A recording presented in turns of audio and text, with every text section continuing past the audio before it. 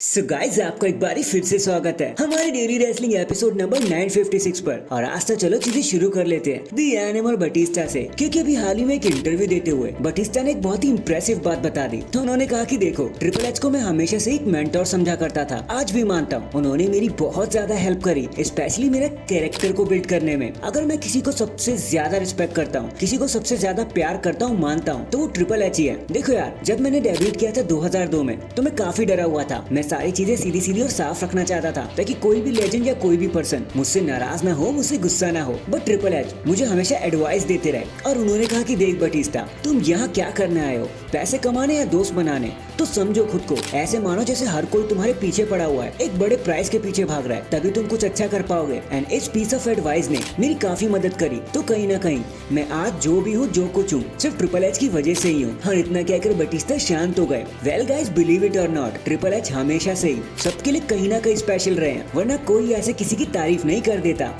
#respect the game। बाकी इसी spirit को कंटिन्यू रखते हुए आप चैनल को अभी लाइक एंड सब्सक्राइब कर दो, और वीडियो को एंड तक देखना है आपने। एंड नाउ आप देख रहे हैं रेसलमैनिक्स, एंड सब्सक्राइब करना तो बनता है। वेल गाइस, अब तो WWE आए दिन नए नए बॉम्ब फोड़ती ही रहती है, कभी ये बता देती है तो कभी वो बता देती है। और इस बार भी कुछ अच्छा हो गया जब WWE ने अनाउंस करते हुए ये बता दिया कि अगले साल 2025 में समर स्लैम अब 2 रातों का हो जाएगा, जो आपको देखने मिलेगा from the MetLife stadium, New York, new Jersey से। 2 और 3 अगस्त को ये शो आपको देखने मिलेंगे। एंड ये वही सेम जगह है जहाँ आप रेसलमेनिया 29 एंड रेसलमेनिया 35 देख चुके हो। तो इसका मतलब समझे निर्दया, इसका मतलब सिंपल है कि WWE समर स्लैम को अब दूसरा WrestleMania of the year consider करने लगी है, which is so great. But इससे रेसलमेनिया की क्रेडिबिलिटी पे जरूर फर्क पड़ता है, if you know what I mean. तो #SummerSlam। इसके बाद भले ही लोगन पॉल से हम भर भर के नफरत करते हो, हम कभी ना चाहते हो कि WWE में नजर भी आए, बट इन रियल लाइफ आपको उन्हें उनकी वाइफ नीना को कॉन्ग्रेचुलेट करना ही होगा, क्योंकि अभी हाल ही में उन्होंने एक प्यारी सी बेबी गर्ल को इस दुनिया में वेलकम किया है। लोगन एंड नीना अब ऑफिशियली पेरेंट्स बन चुके हैं, मॉम डैड बन चुके हैं। तो कॉन्ग्रेचुलेशन है दोनों को, क्योंकि आने वाली जिंदगी इस बेबी के साथ बहुत खूबसूरत रहेगी।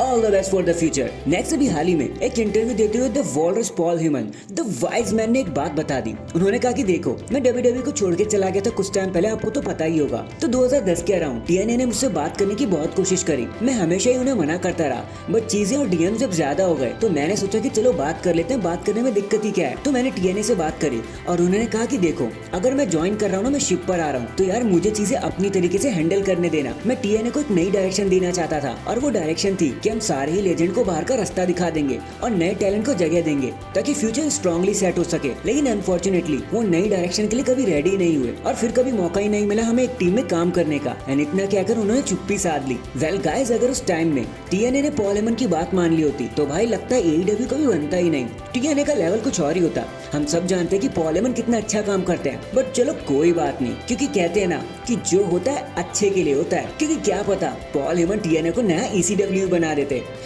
#Paul Heyman in TNA। Next, bloodline को लेकर एक रूमर बहुत स्ट्रांगली फैल रहा है, और वो ये है कि the former world champion Seth Rollins हो सकता है बैड ब्लड में अपना रिटर्न ही कर ले।